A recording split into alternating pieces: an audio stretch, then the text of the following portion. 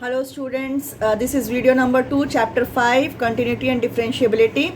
In my last class I had discussed about continuity and today I'll discuss about differentiability. So let us see what do you mean by differentiability.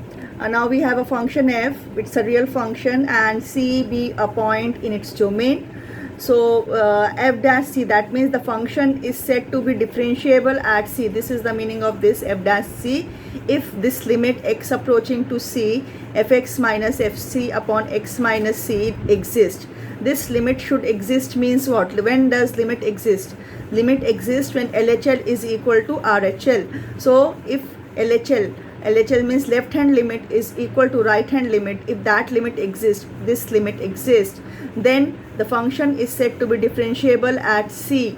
So now over here, left hand limit in differentiation, that means this limit will be called left hand derivative when x approaches to c minus. Instead of left hand limit, we will call it left hand derivative because this is the definition of a derivative.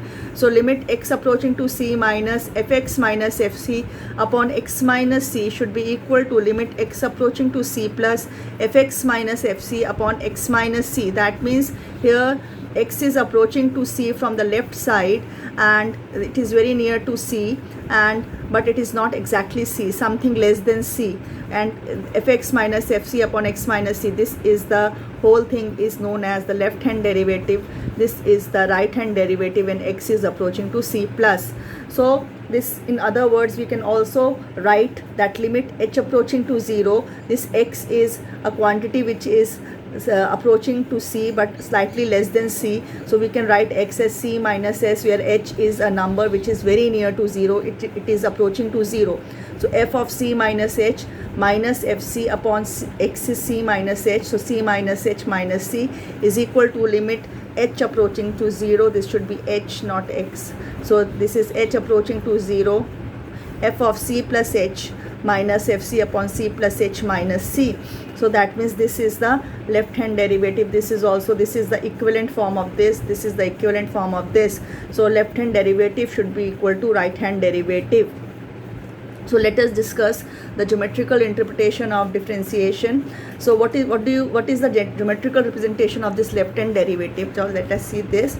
Now we have a point P whose coordinates are c, fc, that means this point is c, this point from here to here, this distance is c, and from here to here the value of c, the value of f function at point c is f of c. So these are the coordinates of p, and a, this is c minus h, that means over here in the neighborhood of c I am taking elements slightly less than c, c minus h. So the coordinate of a is c minus h, f of c minus h, and this is the function y is equal to fx. And over here we have another point b, c plus h, f of c plus h. Now let us see what will be the slope of the chord AP. This is AP chord.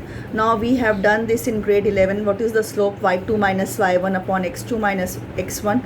So over here, suppose this is y2 and this is y1. So y2 minus y1 upon x2 minus x1, so c plus h minus c. So this is what I had written, this is the slope of chord AP. Similarly, slope of chord PB is again up, this is y2, this is y1, so y2 minus y1 upon x2 minus x1. So f of c plus h minus f of c upon c plus h minus c. Now when this h becomes very small, it is approaching to 0, so this a will go nearer and nearer to p. Similarly over here b will also come nearer and nearer to p, and they will coincide at, you can say they are coinciding at p. They are so near to p that they are almost coinciding with p.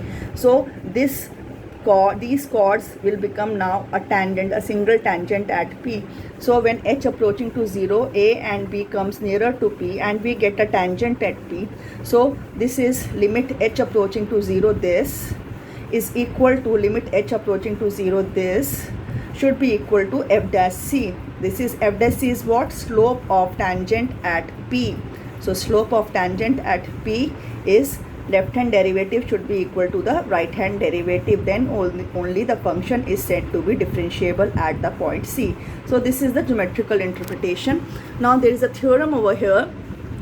If a function is differentiable at C, then it is continuous at C.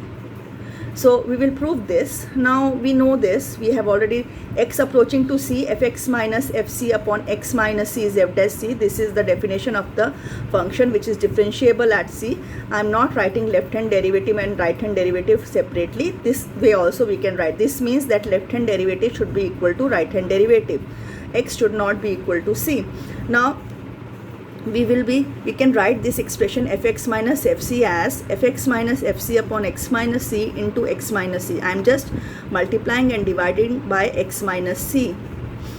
This will get cancelled and I'll get the same function back. So this expression equivalent form is this.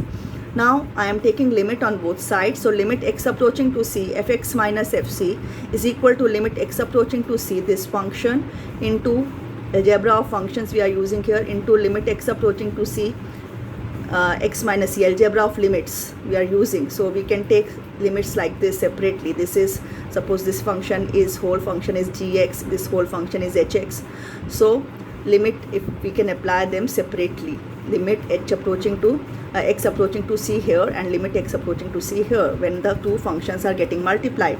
So limit x approaching to c, fx minus fc, this is nothing but f dash c we have told here, and when x approaches to c this becomes 0. So f dash c into 0, and this is 0. So this is independent of x, so I can write it as limit x approaching to 0, f of x is equal to f of c. That is, this is the definition of the continuity, that is f is continuous. So sorry, not 0, this should be c, limit x approaching to c. So over here there is a remark that converse of this statement might not be true. That means if the function is differentiable, it is continuous, but if it is continuous, it might or might not be differentiable at C. Let us see an example. We have this modulus function x. We know that it is continuous, but it is not differentiable at x is equal to 0. We will prove this. Just see how we are going to prove this. Now fx is mod x, you know the definition of this is the graph of mod x. So for x less than 0 it is minus x, and for x greater than or equal to 0 it is x. So it is not differentiable at 0 means what? The slope at the point, the slope of the, there is no, we cannot draw a tangent at this point. At this point, let us see how. Left hand derivative should not be equal to right hand derivative.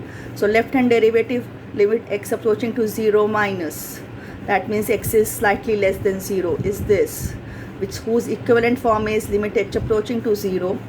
This is f of 0 minus h, slightly less than 0.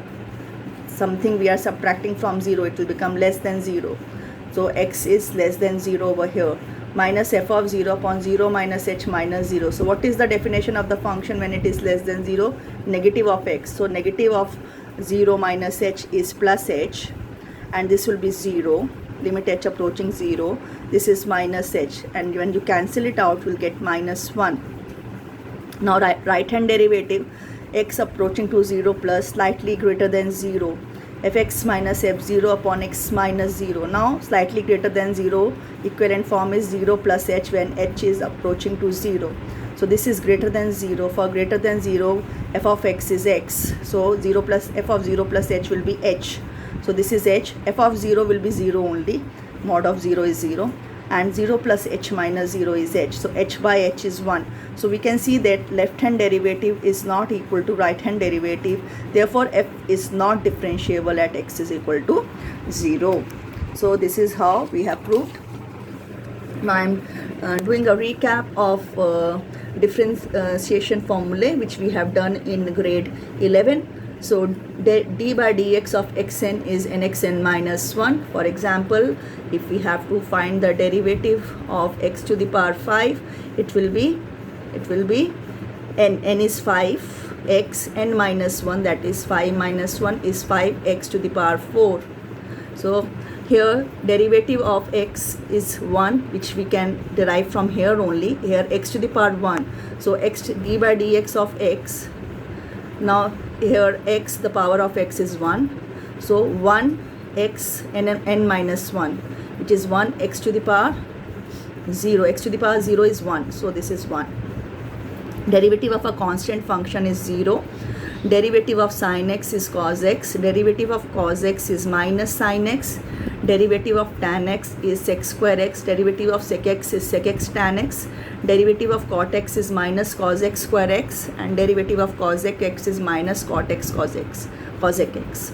Now you can remember this way, that the functions which are starting from C, this cos, cot, cosec, they all have a negative sign over here. Please remember that. Now, chain rule examples, I am giving some examples of chain rule, how to apply chain rule. Please see, let f of x is sin x square. So over here first we will just treat this as t, suppose. So we will find sin, derivative of sin t is cos t. So cos t, in place of t I am writing x square again. Now I have to take the derivative of x square again. So d by dx of x square, which is 2x, so into 2x, so we write it like 2x into cos x square. Please do not multiply this x square with this 2x. This 2x is not the angle which is included. This is the angle cos theta. This is not theta. This is the derivative of x square. We write it like this, 2x x cos x square. So this is how we will find. You might say that we have to take the derivative of x again. You can say that, but then derivative of x is 1, so it will not make any impact on this. The result will still remain the same. So gx is cos of 4x plus 3 over here. Theta is this. So again I am writing g dash x. Suppose take this as t. So derivative of cos t is sin t. T I am replacing with 4x plus 3. Then derivative of 4x plus 3 again we have to take. So derivative of 4x plus 3 is 4. If it were x plus 3, then d by dx of x plus 3 is 1. Then it would not have made any impact. But 4x will make an impact. So it will be 4. Derivative of 4x is not 1. Derivative of 4x is 4. And derivative of a constant term is 0. So this will be minus 4 sine 4x plus 3. So these are two examples, and we'll be discussing more over here. Exercise 5.2, differentiate the functions with respect to x in exercise 1 to 8. So question number 2, here again we'll be using chain rule. So f dash x is, this is given, fx is this, cos of sin x. So f dash x is d by dx of cos of sin x. Then minus this, now this is our t, so cos t, so is minus sin t. So minus sin t is sin x. Now derivative of sin x again. So derivative of sin x is cos x. Now you will say we'll take the derivative of x again. Take it, no problem. But then it will be 1, so I am not writing it out. So minus sin x into cos x, which can be written as minus cos x sine of sin x. Question number 5. F of x is sine of ax plus b upon cos of cx plus d. U by v rule we will apply here. You know u by v rule. U by v rule is what? Derivative of u by v rule. Derivative d of this, d capital D of this. Sorry, u by v. So this will be equal to v square. So it will be v as it is, derivative of u, minus u as it is, derivative of v. So there is less space over here, so you know that. So this is cos of cx plus, this is v, so cos square cx plus d, v as it is, derivative of your sin ax plus b, then minus sin ax plus b as it is, this u as it is, and derivative of cos cx plus d. So cos cx plus d, so derivative of this is cos theta, so cos of ax plus b. Now derivative of ax plus b again is a, chain rule. So here we are applying u by v rule as well as chain rule. Minus sine of ax plus b into derivative of cos cx plus d is minus sine cx plus d, and derivative of cx plus d again is c. So we'll be writing it as a will come here, a cos cx cos ax plus b I have written first. You can write it in both ways. uv is equal to vu, no problem, is equal to cos cx plus d plus c. Why plus? Because this minus into minus becomes plus. So c is here, this c, sine of ax plus b sine of cx plus d upon cos square cx plus d. This is the answer. So fx is equal to cos x cube sine square x cube. So we will apply, these are two functions, uv rule.